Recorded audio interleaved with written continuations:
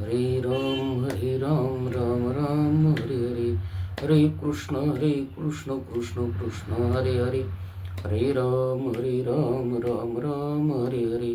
हरे कृष्ण कृष्ण कृष्ण हरे हरे. हरे राम राम राम हरे हरे.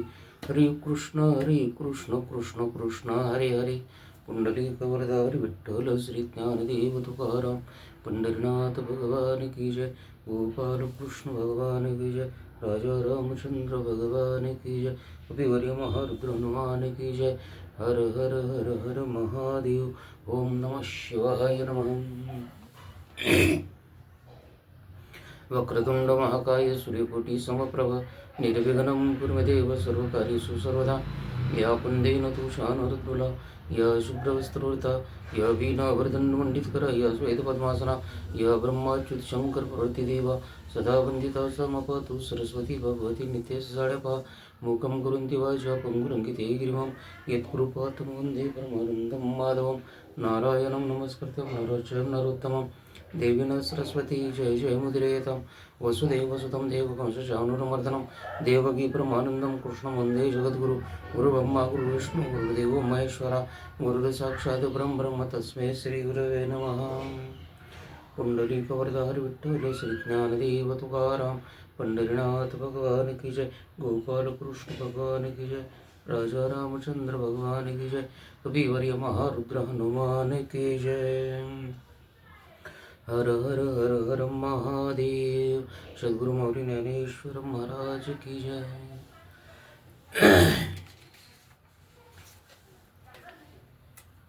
ओम नमः शिवाय. ओम नमः शिवाय.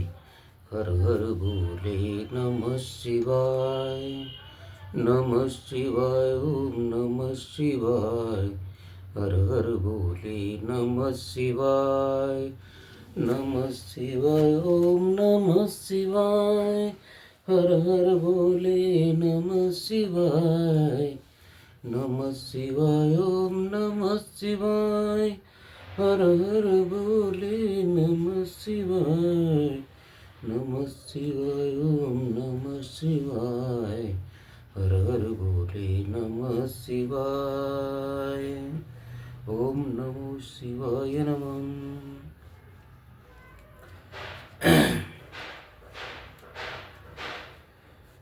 श्री गणेशाला वंदन करून श्री सदाशिवांना संब सदाशिवांना वंदन करून जे शुकजी महाराज आहेत त्या सोनकादिक ऋषींना कथा सांगत आहेत. शिवपुराणाची कथा. कालपर्यंत शिवपुराण सर्वनाने चंचल नावाची जी ब्राह्मणाची पत्नी होती बिंदुल ब्राह्मणाची, शिवपुराण श्रवण केल्याने तिला काय फळ प्राप्त झालं आणि तिचा निजधामाला उद्धार कसा पावला ही कथा आपण आजच्या प्रसंगामध्ये श्रवण करणार आहोत. सूतजी सनत वैशिष्णा सांगू लागले. सनत कुमार ऋषी जे होते त्यांना सूतजी सांगत आहेत, चंचुला ही अंतःकरणापासून पार्वतीची सेवा करत होती. नित्य नेमाने पार्वतीची सेवा ही चंचुला करत असताना एके दिवशी चंचुला पार्वतीला म्हणाली, हे माते, तुला माझा साष्टांग नमस्कार असो. तुझ्या चरणावरती मी नतमस्तक होते. तू खरोखर ब्रह्मस्वरूप आहेस. या विश्वाचे आदिकरण तूच आहेस आणि या विश्वाची जननी माता तूच आहेस. तू शांत आहेस व अनंतही आहेस, यात काही संशय नाही. तुझ्या सत्तेने 3 गुण कार्य करतात आणि 3 गुणाची कार्यकर्ती तूच आहेस.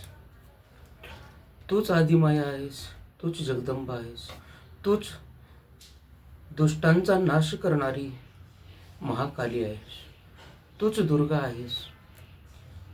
तूच सज्जनांना तारणारी माता आहेस. पार्वतीने सर्व स्तुती चंचुलीची स्तुती आहे.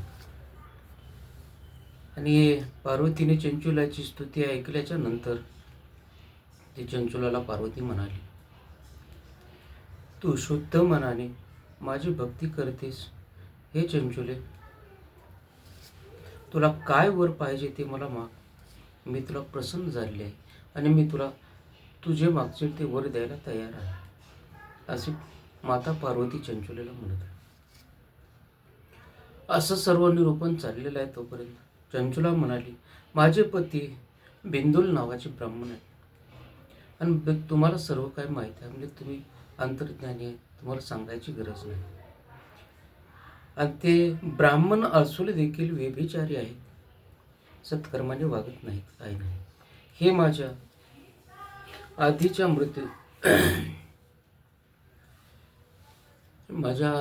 मृत्यूच्या स्वाधीन झालेले आहे.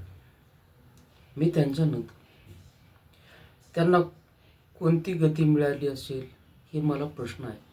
आणि ते एवढा व्यभिचारी वागत असल्यामुळे ते काही सत्कर्माने वागत नव्हते, चांगल्या रीतीला गेले नसतील म्हणून. मग त्याला कुठली परिस्थिती, कशा परिस्थितीत आहेत काय नाही हे मला पाहायचं आहे आणि ते मला तुम्ही सांगा. ते कोण्या अवस्थेत आहेत काय नाही असं पार्वती मातेला चंचुलीने प्रश्न विचारला आणि मला त्यांची अवस्था सांगा असं म्हटल्याच्या नंतर पार्वती माता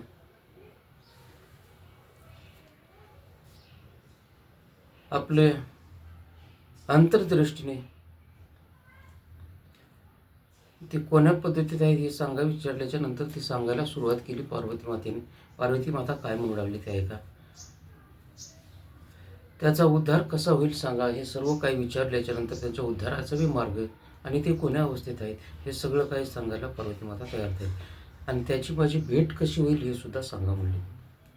चंचुलीने असं विचारल्याच्या नंतर आणि माझी इच्छा सर्व पूर्ण करा म्हटल्याच्या नंतर भक्ताची इच्छा पूर्ण करणं हे मातेचं कर्तव्य आहे. आणि देवी माता काय म्हणाले, आपण माझं मार्गदर्शन करा ही विनंती चंचुलीची ऐकल्याच्या नंतर पार्वती माता काय मार्गदर्शन करते, कोण्या पद्धतीने सांगते आहे. पार्वती माता क्षणभर चिंतनामध्ये तल्लीन झाले, डोळे मिटून घेतले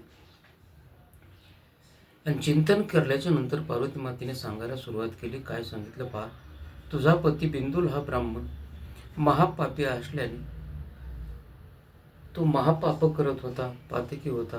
त्याला विविध प्रकारच्या नरक यातना भोगाव्या लागत आहे आणि ते भोगत आहे. आणि आता भोगल्या सुद्धा तिने बऱ्याच काही. आता तो विद्याद्री पर्वतावर पिशाच योनीचं भोगत आहे आणि ते पिशाच योनीमध्ये रूपामध्ये फिरत असताना भूताच्या रूपात फिरत आहे आणि विविध प्रकारचं दुःख हा भोगत आहे. हे चंचुलीने पार्वती मातेचे शब्द ऐकले. डोळ्यातून अश्रुधारा वाहू लागले. आपले पती पापाचे फळ भोगत आहे हे तिने जाणले, परंतु यातून कोणता मार्ग कसा काढावा याबद्दल चिंतन करू लागली. मनात विचार सतत तेच होते. चंचुला पार्वतीला म्हणाली, हे माते, माझ्या पतीची व माझी भेट कशी होईल, त्याचे पाप कशाने नाहीसे होईल हे मला कृपा करून तुम्ही सांगा. पार्वती माता म्हणाली, हे चंचुले, तुला काळजी करू नकोस. तुला मी जे सांगते ते ऐक. शिवपुराणाचा महिमा अगाध आहे आणि शिवपुराणाचा महिमा जे आहे, मी गंधर्वराज तुंबर जे आहे ते तुझ्या पतीसमोर हा महिमा सांगण्याची व्यवस्था करते. आणि हे गंधर्व तुंबर जे आहेत, हे तुंबरराज गंधर्व हे तुझ्या पतीसमोर रोज शिवमहिमा सांगतील. त्या शिवमहिमेचे कानावरती शब्द पडल्याच्या नंतर ही शिवमहिमा स्तुती, शिवाची जी स्तुती आहे, शिवाचा जो पराक्रम आहे, तो जो तुझ्या पतीच्या कानावर पडेल त्यावेळेस तुझ्या पतीचा उद्धार होईल. आणि त्याप्रमाणे मी त्या गंधर्व तुंबराला विद्यांद्री पर्वतावरती पाठविण्यात आले. मातेने आज्ञा दिल्याच्या नंतर तुंबर नावाचा हा गंधर्व त्या विद्यांद्री पर्वतावर गेला. त्याने एक भव्य मंडपात असा सुशोभायमान मंडप तयार केला आणि तिथे ते मंडप तयार केल्याच्या नंतर पिशाच रूप बिंदुराला तिथे होता त्याला बोलवले आणि शिवपुराणाची कथा हातात वीणा घेऊन ऐकावली. त्या अमृतमयी शिवपुराणाचे वर्णन ऐकून सर्वांना अतिशय आनंद झाला. त्यामुळे पिशाच रूपात जो परिवर्तन झालेला हा बिंदुल नावाचा ब्राह्मण होता, त्या ब्राह्मणाचे सर्व पाप नाहीशी झाले आणि नाहीशी होऊन गेल्यामुळे त्यामुळे पिशाच योनीतून त्याची मुक्ती झाली आणि त्याला मुक्तता पिशाच योनीतून मिळाली. आणि चंचूला अतिशय आनंद झाला. चंचुलीस आनंद झाल्याच्या नंतर चंचूला पार्वती मातेचे आभार पुन्हा पुन्हा मानू लागली. आणि बिंदुल ब्राह्मण आणि चंचूला या दोघांनी सुद्धा पार्वती मातेचे आभार मानले. बिंदुलचं आणि चंचुलीचं दोघांचं मिलन झालं. दोघं एकत्र झाले. एकांत झाल्याच्या नंतर दोघांनी शिवभक्तांना नमस्कार केला. सर्व शिवभक्तांना नमस्कार केल्याच्या नंतर तुंबर जे होते, नारद तुंबर हे जे सगळे तुंबरांना साष्टांग नमस्कार केला आणि नमस्कार घातल्याच्या नंतर हर हर महादेव नावाचा जय जयकार केला, गर्जना केली शिवाची. अशा प्रकारे पिशाची योनीतून फिरणारे बिंदुल नावाचे ब्राह्मण शिवकथेचे श्रवण करून शिवकथा ऐकून पापातून मुक्त झाले आणि बिंदुल व चंचला या सर्व बंधनातून मुक्त होऊन निजधामाला गेले. हा तर सर्व शिवपुराणाचा महिमा आहे. शिवपुराणाच्या महिमेतून महान पातके किती जरी पाप केलेला असेल तो नाहीसा होतं, असा हा शिवपुराणाचा महिमा आहे. आणि या शिवपुराणाच्या महिमेनं बिंदुल आणि चंचुला हे दोघांनीच धामाला पावले आणि त्यांचा उद्धार झाला. ओम नमः शिवाय नमः. हर हर हर हर महादेव. आता शिवपुराण जे आहे, या शिवपुराणाचे श्रवण कसे करावे याबद्दलची काही माहिती या शिवपुराणामध्ये आलेली आहे. या अध्यायामध्ये शिवपुराण श्रवणाची पद्धत कशी आहे, काय नाही हे सांगितलेली आहे, ती आपण श्रवण करणार आहोत. शौनकजी ऋषी सुतांना म्हणाले, तुम्ही तर महान श्रेष्ठ शिवभक्त आहात. महर्षी व्यासांचे तुम्ही शिष्य आहात. तुम्ही गुरु समान असून तुम्हाला मी मनोभावे नमस्कार करीत आहे. आपल्या मुखातून शिवपुराण श्रवण करण्याची संधी ज्यांना मिळते ते साक्षात पुण्यवान असतात.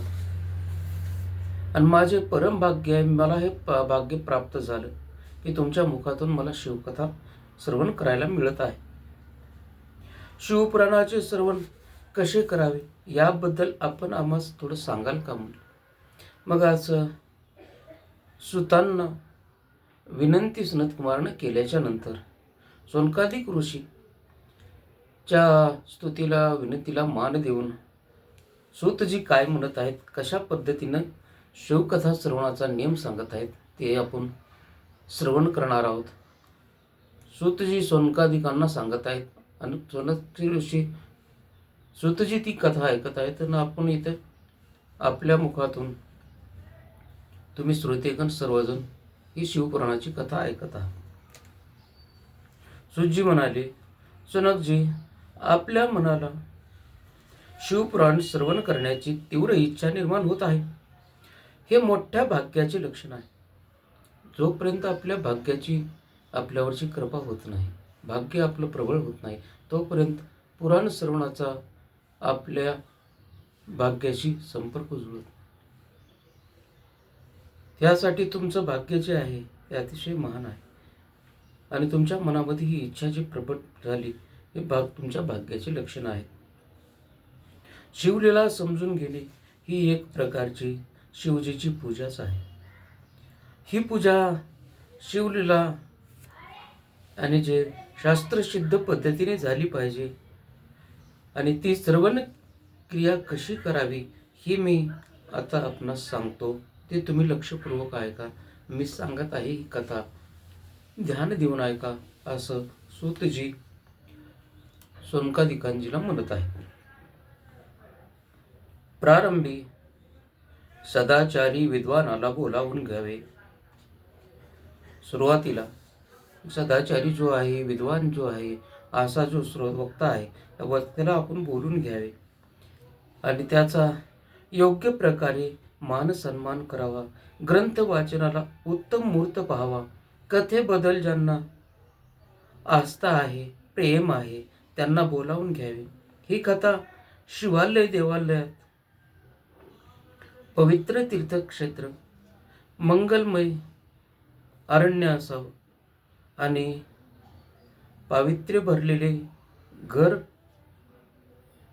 असावं.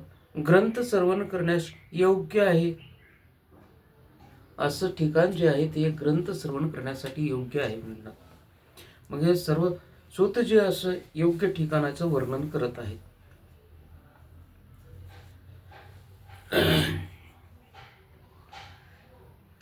आणि प्रारंभी जागा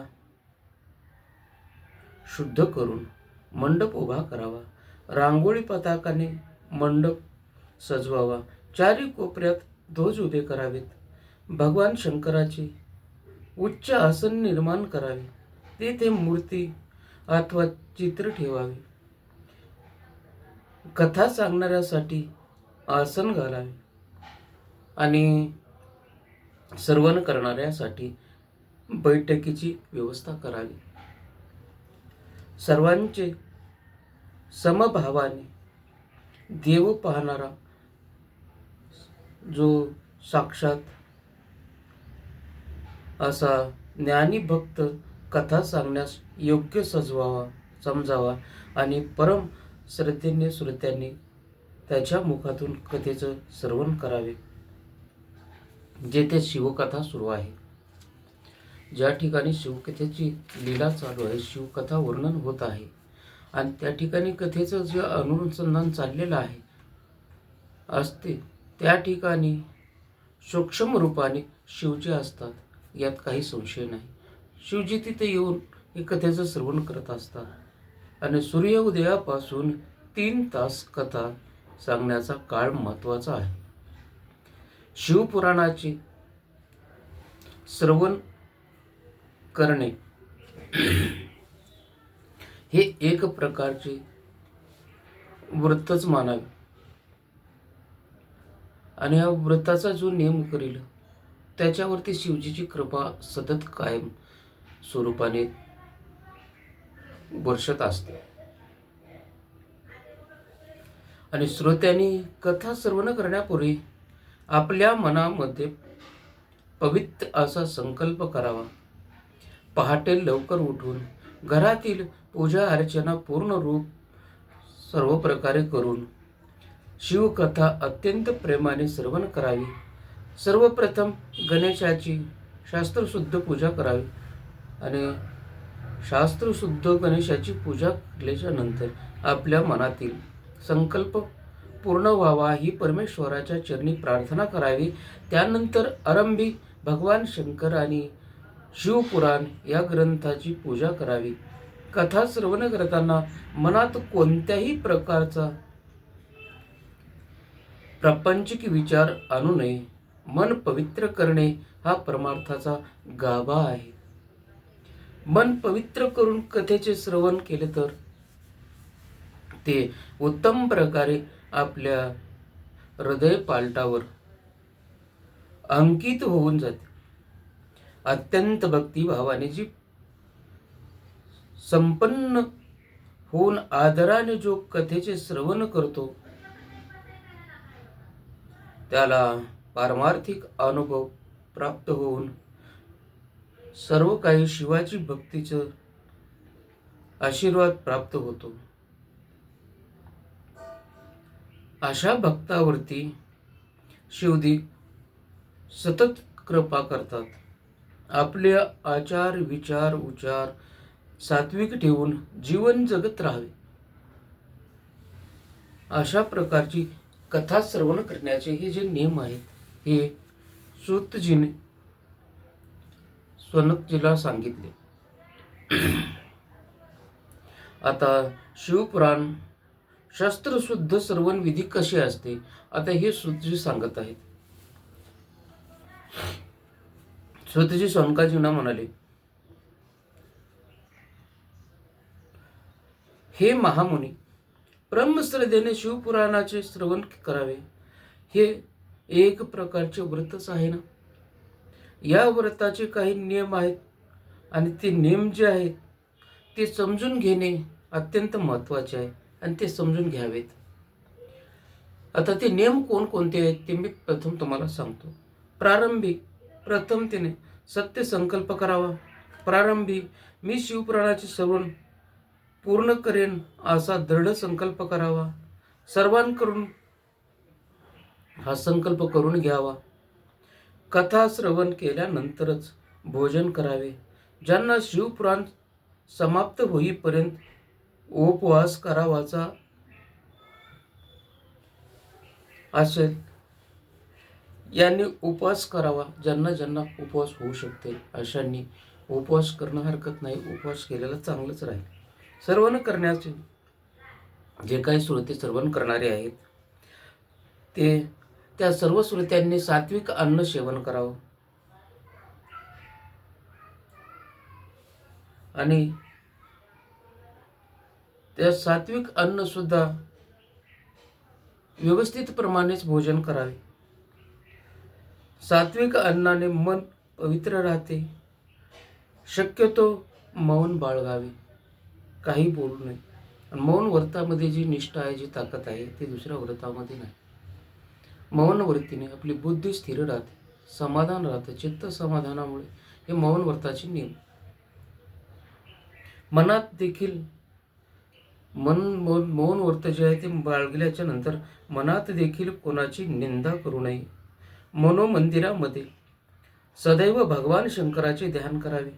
अंतःकरण ज्या प्रमाणात शुद्ध होईल त्याप्रमाणे कथा आपल्या हृदयात अंकित होतील.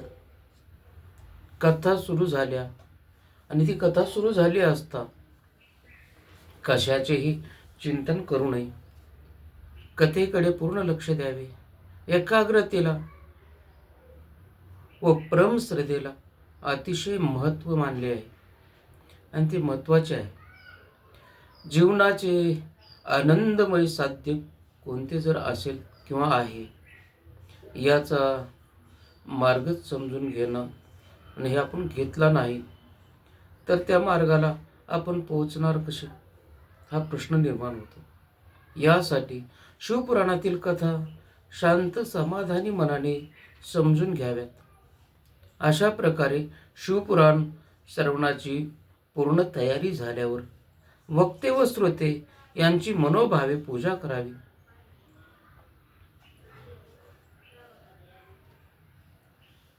आणि वक्ते श्रोत्यांची मनोभावे पूजा केल्याच्या नंतर शिवपुराणाचे पूजन करावे. कथा करणाऱ्या लोकांच्या बरोबर आलेले जे विद्वानजन हे देखील सर्वांचे पूजन करावे. कथा श्रवण करण्यासाठी आलेल्या भक्तांना देखील आपल्या ऐपतीप्रमाणे खाद्यवस्तू अथवा धन कपडे देऊन त्यांचा आदर करावा. भगवान शंकराची भजने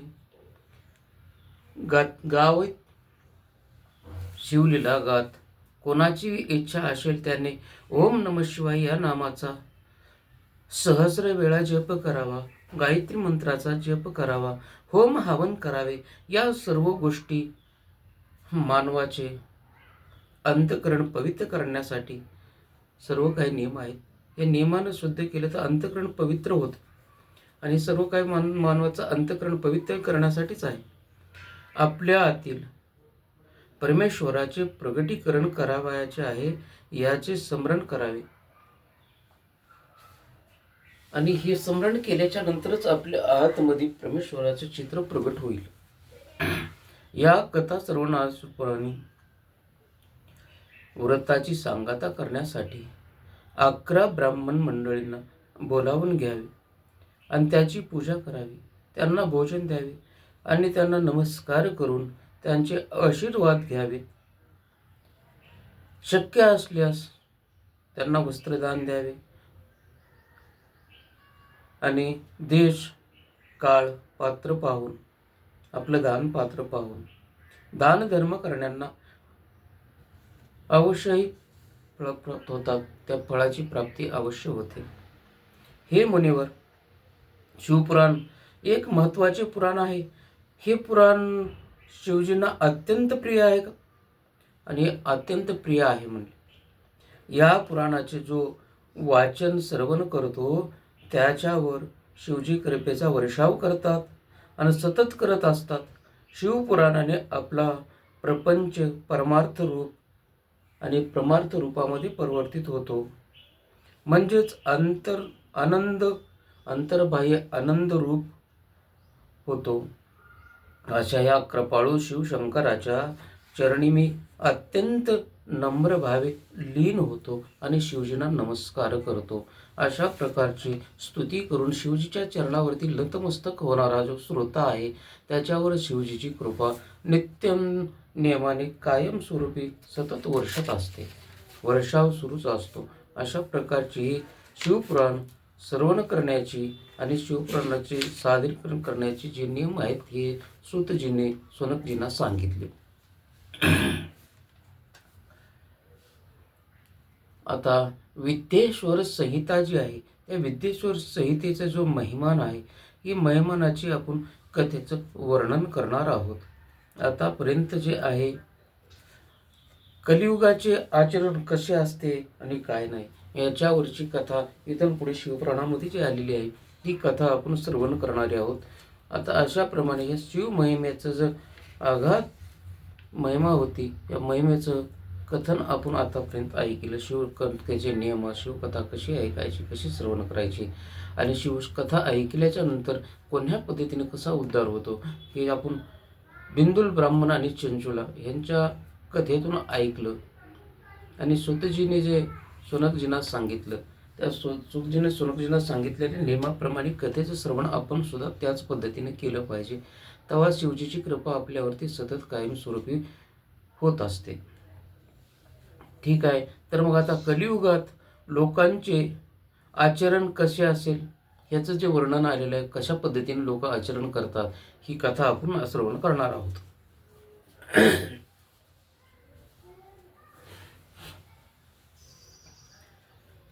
ओम नमः शिवाय नमः. कर्पूर गौरम करुणावतारम संसार सारम भुजगेंद्रहारम सदा वसंतं हृदय अरविंदे भवं भवानी सहितं नमामि. भवं भवानी सहितं नमामि.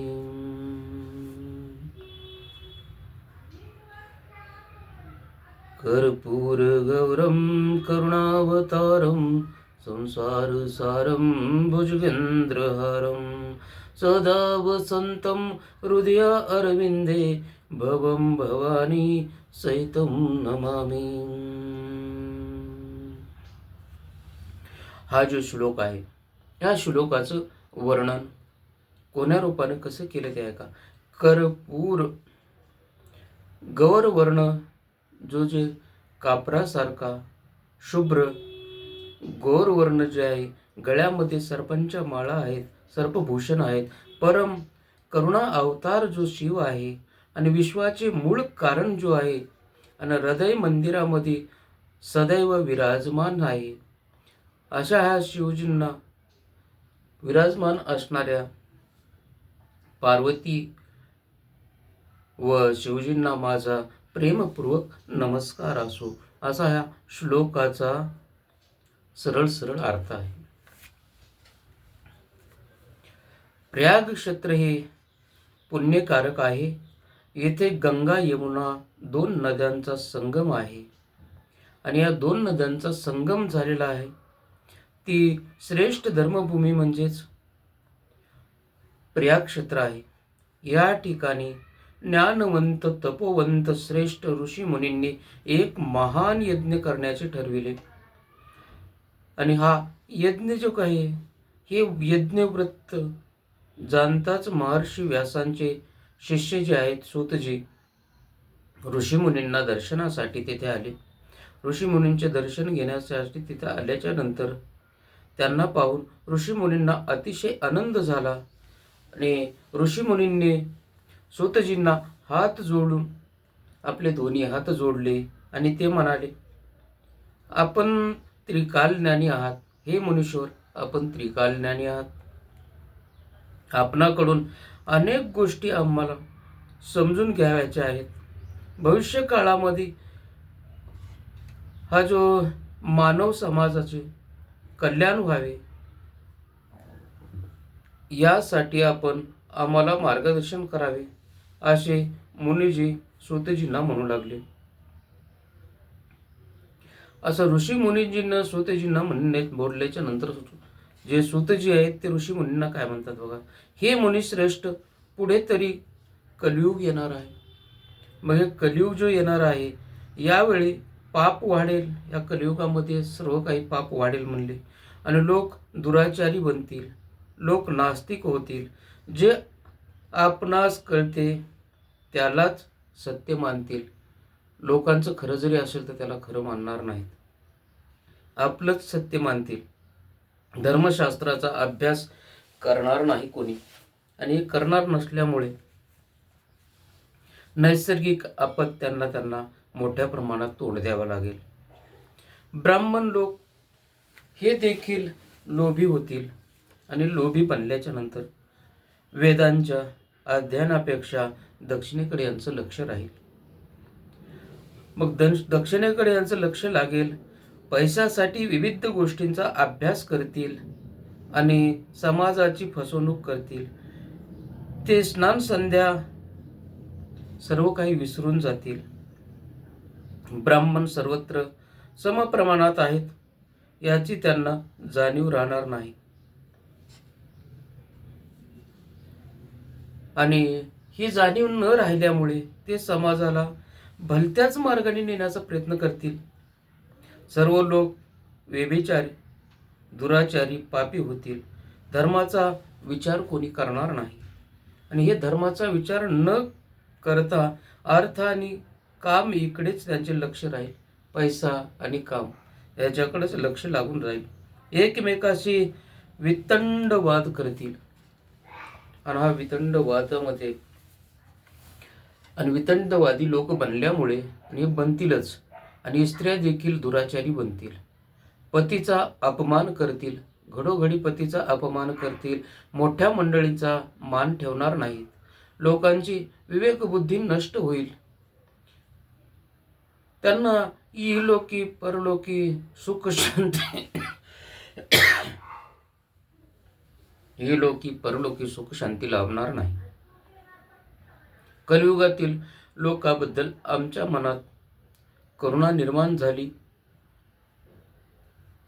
ही करुणा निर्माण झाली आहे म्हणून आम्ही हे जे काय कलियुगामध्ये घडणार आहे याच्याबद्दल सांगितलं. तरी कलियुगात त्यांचे पाप कशाने नष्ट होईल याबद्दल आपणच आम्हाला सांगा, असं मुनींनी विचारल्याच्या नंतर ऋषी मुनींना सूतजी काय म्हणतात बघा. प्रभावी उपाय सांगा असं सांगितल्यावर या पापावरती जो प्रभाव पडेल असा उपाय सांगा म्हणलं. आपल्यावर आमची पूर्वश्रद्धा आहे आणि मुनी तुम्ही आम्हाला हे नियम सांगा असं ऋषी मुनींनी सूतजींना विचारल्याच्या नंतर सूतजी ऋषी मुनींना काय नियम सांगतात ते ऐका.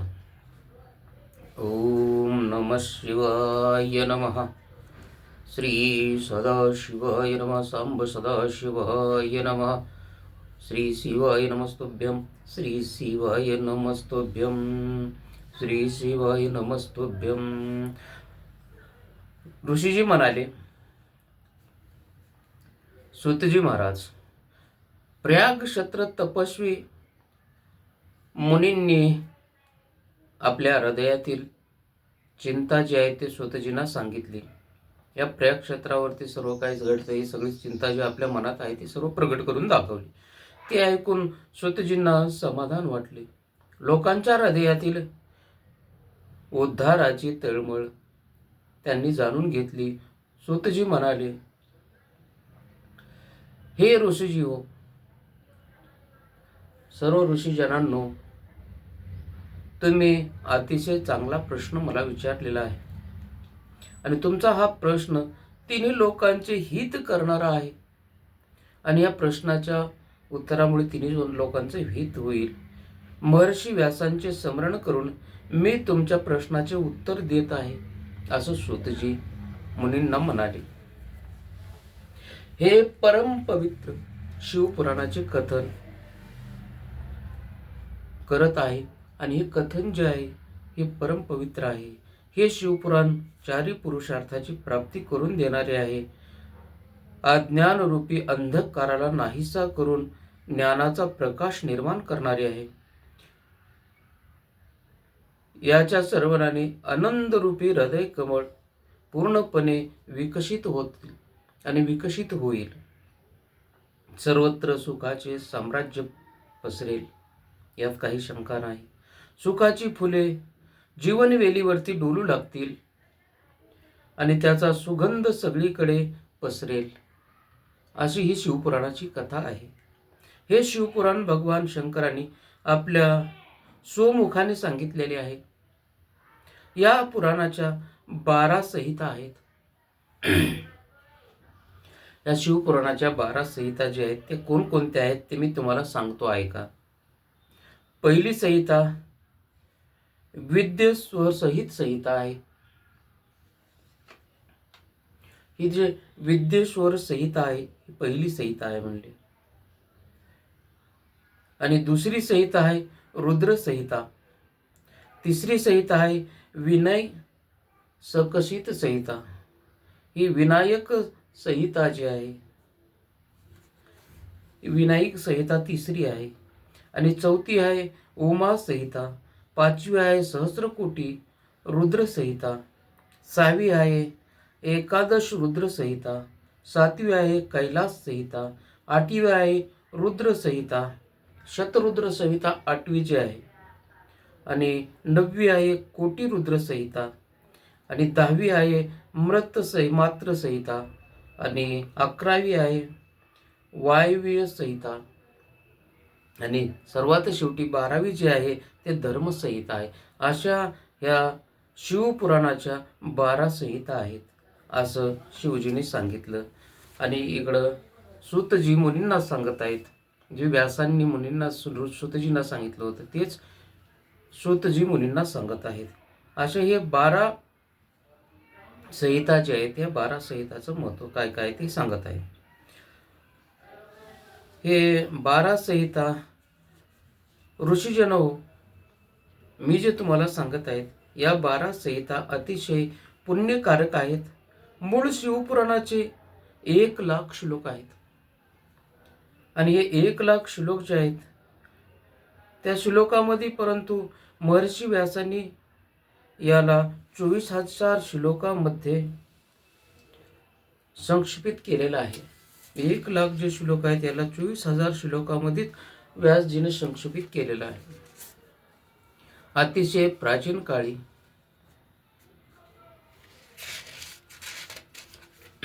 व्यासजीने हे 24,000 श्लोकांमध्ये संक्षिप्त कसं केलेलं आहे हे मी तुम्हाला सांगत आहे. म्हणजे अति प्राचीन काळी भगवान शंकरांनी शतकोटी श्लोकाचा एक महान पुराण ग्रंथ निर्माण केला होता.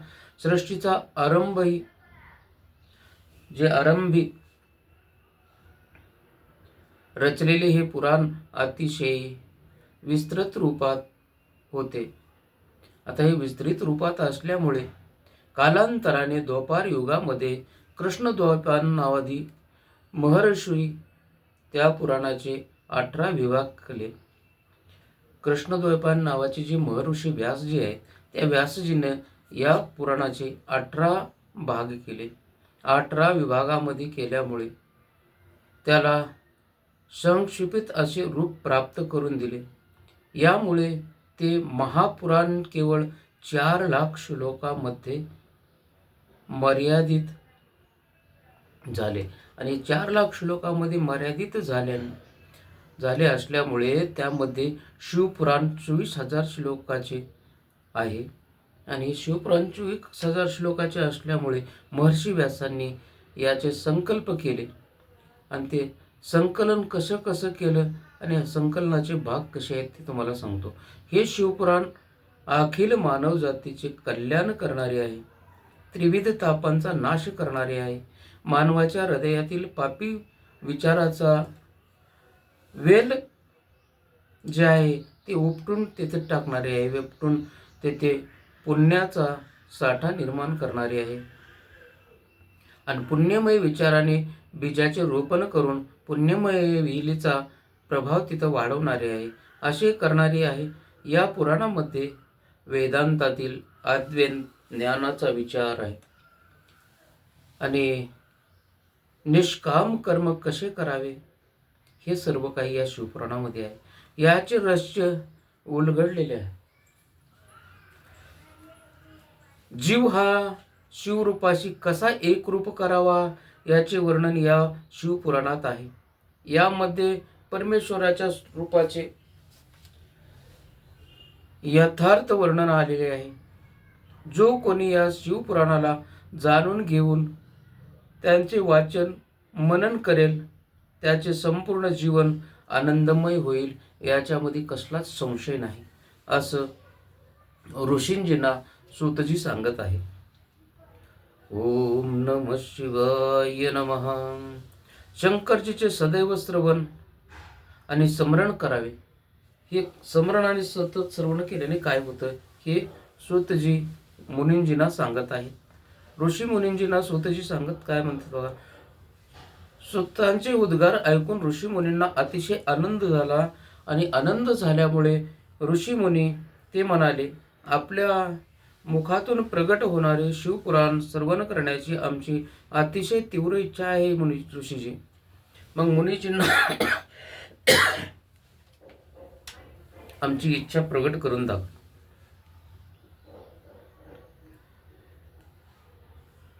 तरी आता आपण ती जी कथा शिवपुराणाची आहे ती आम्हाला तुम्ही सांगावी, असं मुनीजींनी सूतजींना विचारल्याच्या नंतर आपणास नम्र प्रार्थना आहे माझी, आमची प्रार्थना तुम्ही स्वीकार करावी, असं मुनीजींनी सूतजींना म्हटलं. सूतजी म्हणाले, हे मुनिश्रेष्ठ, तुम्ही भगवान शंकराचे स्मरण करा आणि मी शिवपुराण सांगतो त्याचे एकाग्रतेने श्रवण करा.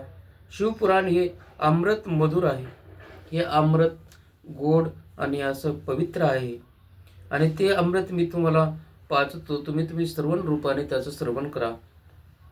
आणि तुम्ही केल्याच्या नंतर खरोखर ते वेदांताचे सार आहे. यामध्ये भक्ती, ज्ञान, वैराग्य ह्या गोष्टी सर्व काही आहेत.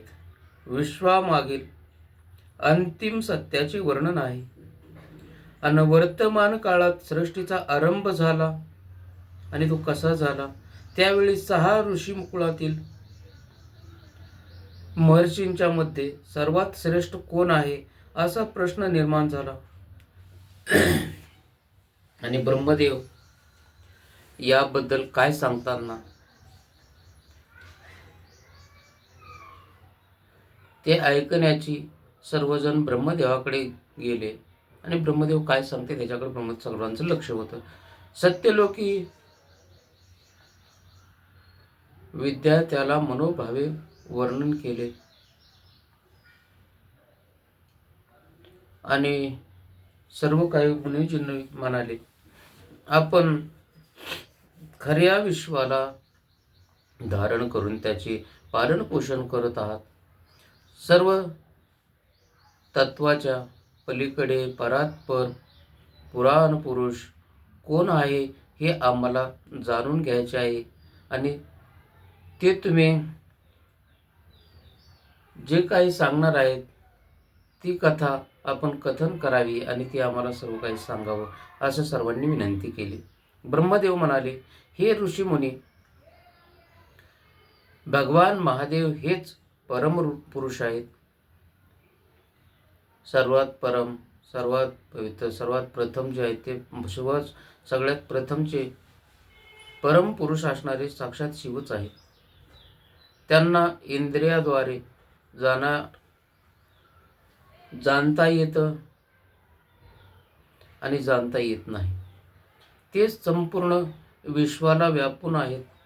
इंद्रादी देवतांना सुद्धा मी सर्व जीव समुदाय हे त्यांच्यापासूनच निर्माण झालेले आहे. म्हणून महादेव जे आहेत हे सर्व श्रेष्ठ आहेत. भक्तीने त्याचे दर्शन घेऊन, आणि भक्तीशिवाय त्यांचं दर्शन होऊ शकत नाही, आणि भक्तीनेच त्यांचं दर्शन होऊ शकते. भगवान शंकराची निरपेक्ष भक्ती जो कोणी करेल किंवा केली तर त्याला तो बहुबंधनातून मुक्त होतो, आणि त्याला बहुबंधनातून मुक्ती होण्याचा हाच एक मार्ग आहे, आणि मुक्त होता येतं. देवाच्या कृपेने भक्ती निर्माण होते, आणि भक्तीने देवाची कृपा प्राप्त होते. भगवान शंकराची भक्ती करावयाची आहे, आणि त्याचे जे काही फळ प्राप्त होईल ते त्यांच्या चरणावर अर्पण करायचे. आणि जर करावयाचे असेल, आणि हे आपलं कर्तव्य, अहंकार व आनंद प्राप्त होतो. आपलं हे जे कर्तव्य आहे याचा जो अहंकार प्राप्त होतो, आणि तो अहंकार जो प्राप्त होईल ते त्यांच्या चरणावरती अर्पण करावयाचे, आणि त्या फळाचा याचा त्याग करून अहंकार व फळाचा याचा त्याग करून भक्ती कशा प्रकारे करावयाची, अशी ही जी भक्ती करायची आहे. आणि अशी भक्ती केल्यानंतर जो आनंद प्राप्त होतो तो सर्वश्रेष्ठ असा आनंद असतो, आणि तो आनंद सर्वश्रेष्ठ आहे. भक्तीची साधना अनेक प्रकारे करता येते. कानाने भगवानाच्या नामाचे श्रवण करता येते, आणि कानाने भगवानाच्या नामाचे श्रवण करण्याने करावे हे नित्यनेम आहे. त्यांच्या लीला विलासाचे जे वर्णन ऐकावे, वाणीने भगवंताचे स्तवन करावे, त्यांच्या गुणाचे कीर्तन करावे, मनामध्ये भगवंताचे सदैव जे चिंतन आहे ते चिंतन असावे. शिवजीची आणि जी शिवाची प्राप्ती या साधनेकडे प्राप्त होते, ज्या साधना आहेत त्या साधनेची प्राप्ती होते. नाम हे साधन, नाम हेची ध्यान, नाम हे साधन, नाम हेची ध्यान, अवघ्या साधनाचा लय येते आहे. नाम साधन व नाम हे साध्य होय. ओम नमः शिवाय म्हणताना जो आनंद प्राप्त होत असतो तो सर्वश्रेष्ठ असतो. त्या आनंदाला पारावार नाही. असं हे नामाचं आणि शंकरजीचे सदैव श्रवण, नामश्रवण, स्मरण करण्याचे फल आहे. मग व्यासजी, महर्षी व्यासांना सनत कुमारांनी केलेले उपदेश ते कोणकोणते आहेत ते मी तुम्हाला सांगतो.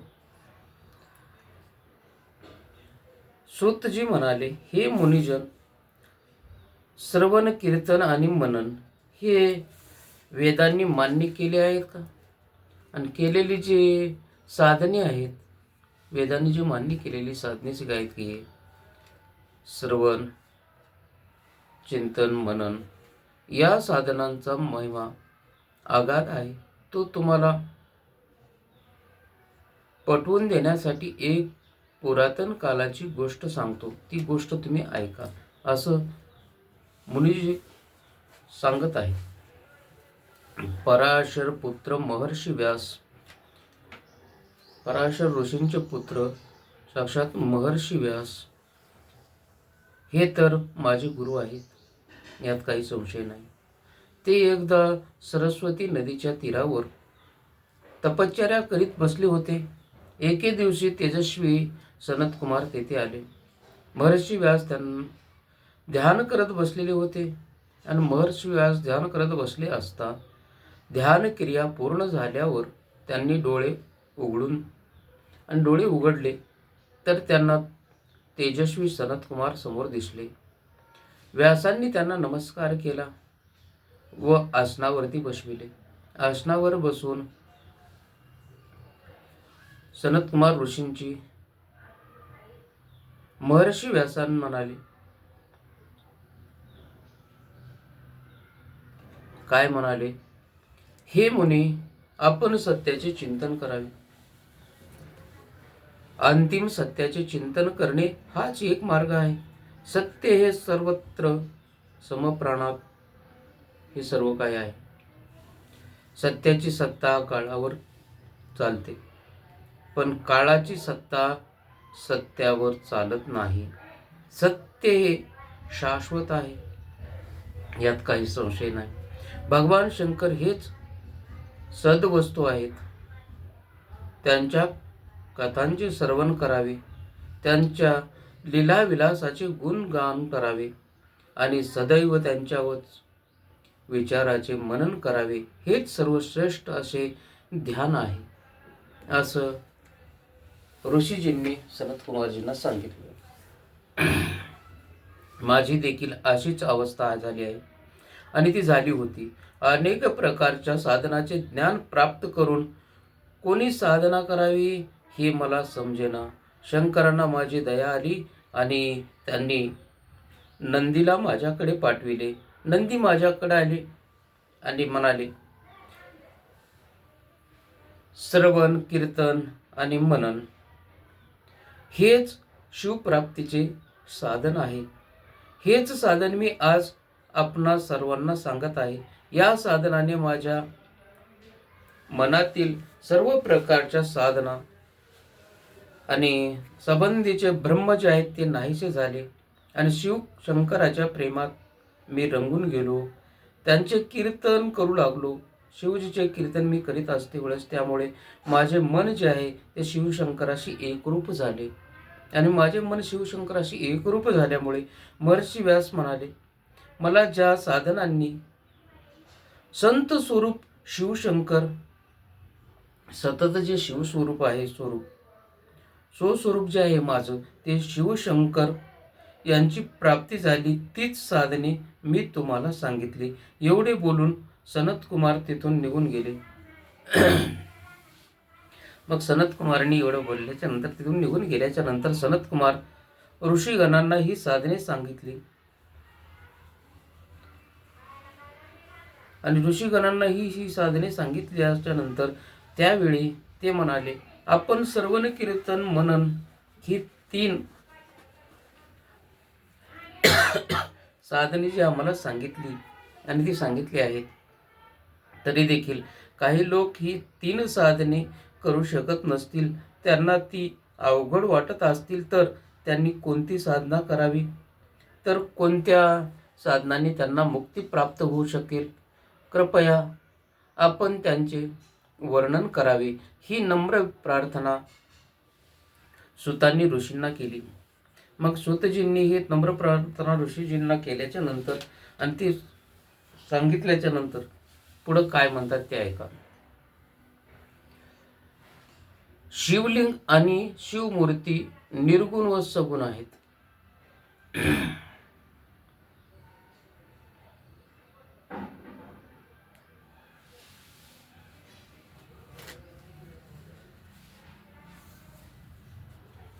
मग आता सुतजी काय म्हणाले बघा.